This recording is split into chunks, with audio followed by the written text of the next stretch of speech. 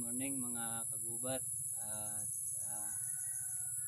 naligo na po ako at nagkape, nagpainit ng tubig at nagbila ako ng tinapay para pang sa kape. Kaya ngayon ang gagawin ko po ay magadamo at para po malinisan po yung paligid. Kaya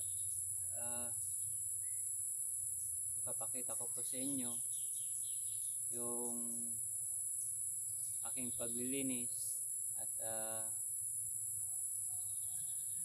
abangan nyo lang po at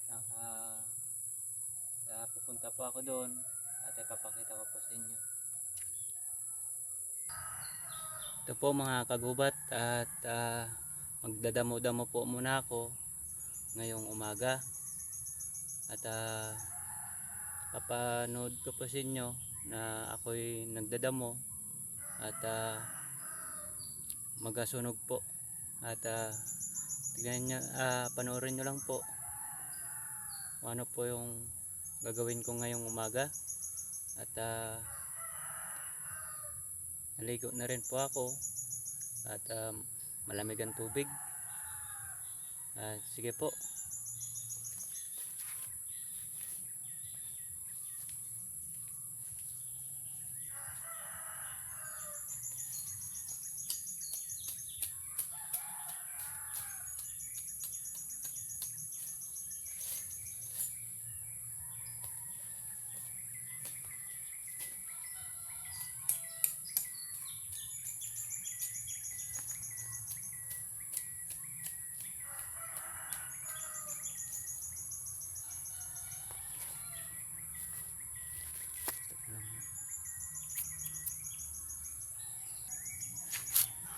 Mga kagubat at baka magpurol po yung aking itak dahil ito na po ginagamit ko sa pangtaga ng kahoy at pala na lang po ang aking gagamitin at para makadamo-damo kasi hindi ito pwede pandamo at baka magpurol. Kaya ito na lang po ang pala muna gagamitin ko.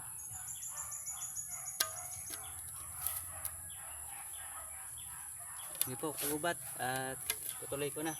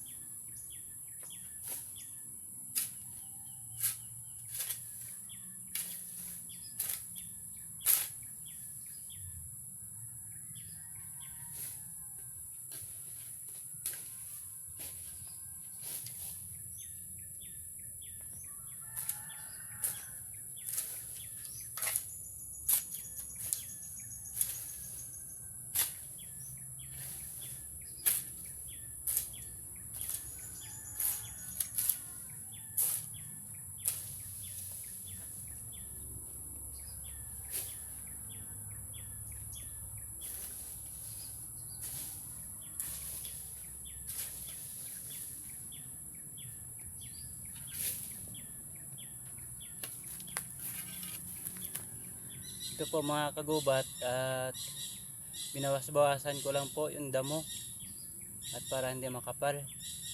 At ngayon susunugin ko po ngayon at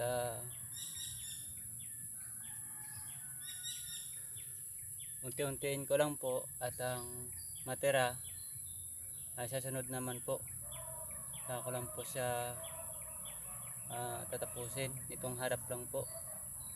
At para hindi sagabal po sa pagpasok-pasok dito sa bahay ni Par, na kasi ako po yung samantalang naninirahan dito sa bahay ni Par. At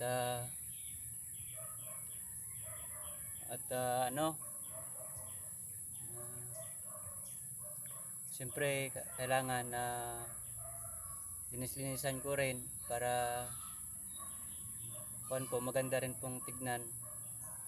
Kaya sige po, itutuloy ko na po.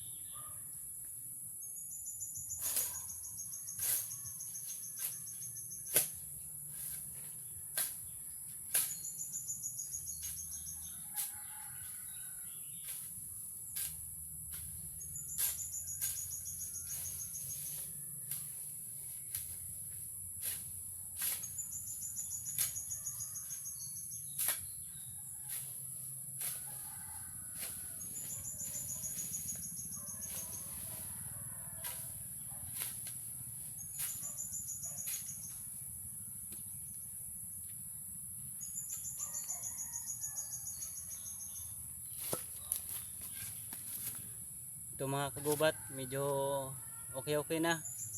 Pakita ko po sa inyo.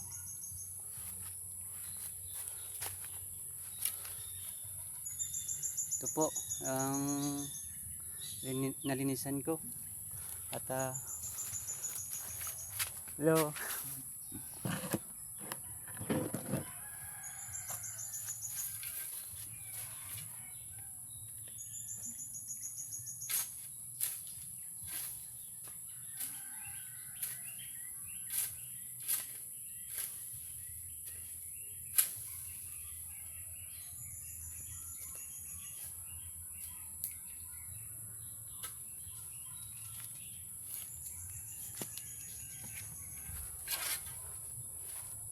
Kagubat, may dumaan na chicks at sinubukan kong maghilo, kaya lang wala, mukhang namamadali eh. Yan po, nakita nyo po ang aking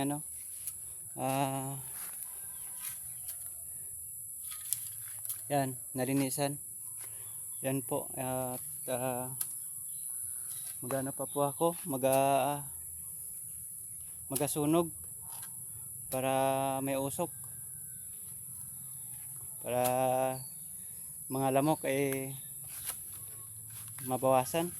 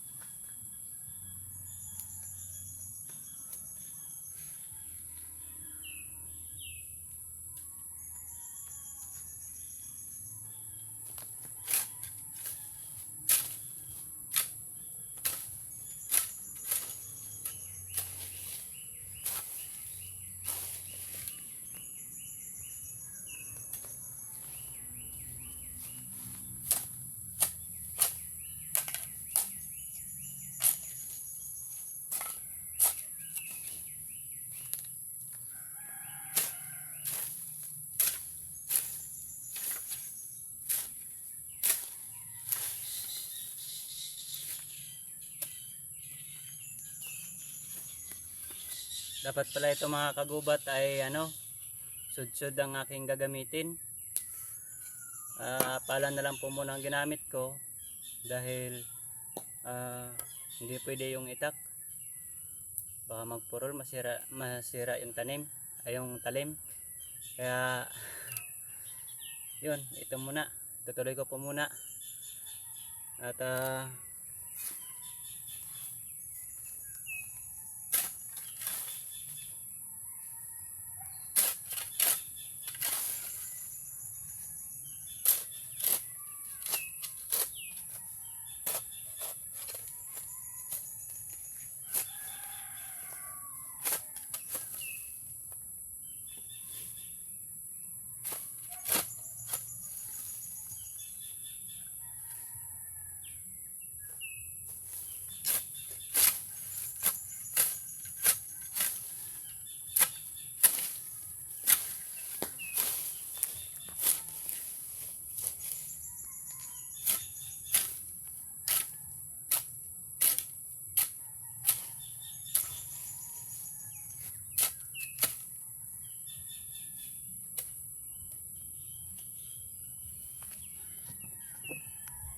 kaya ako lang po muna dahil si Par ay may pinuntahan po. Kaya isa lang po muna ako nag-vlog. At suportahan nyo po yung aking vlog na si Boy Gubat. At ang kay Par, yung Kasagip Explore. Kaya ngayon po, ito na po. Napapuyan ko na. Umuusok na po. Papakita ko lang po sa inyo. Yan po. At yan din po yung nalinisan ko. Maliit lang po pero pa paano nabawas-bawasan po.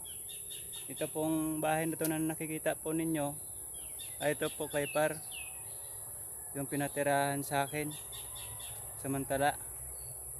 At yung bahay ko po sa bundok ay hindi ko naman po pababayaan yun. At lalagyan ko po ng tanim. At para pag namunga, may harvestin po ako sa bundok. Kaya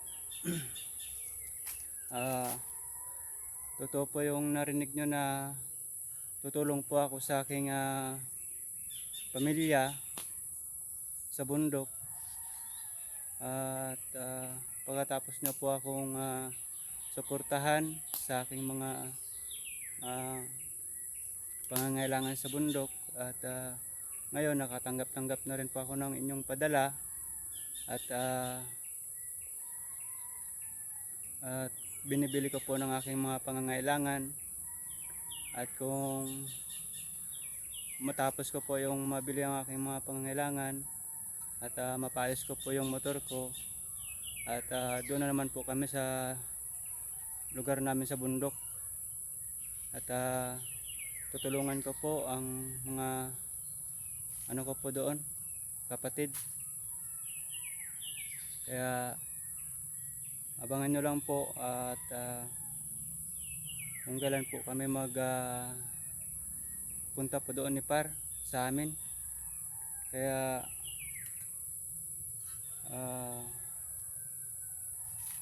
sige po. At good morning po sa lahat. At maraming salamat sa inyong suporta at pagtitiwala. At sa akin naman po maraming salamat din po sa Panginoon na hinipo po ang inyong puso na matulungan po ako sa aking mga pangangailangan. At pagkatapos naman po nito at makapag-ipon ako, ay ako naman po ang tutulong sa amin sa bundok. Kaya kalooban lang po ng Panginoon kung ano po ang aking magiging kapalaran. Kaya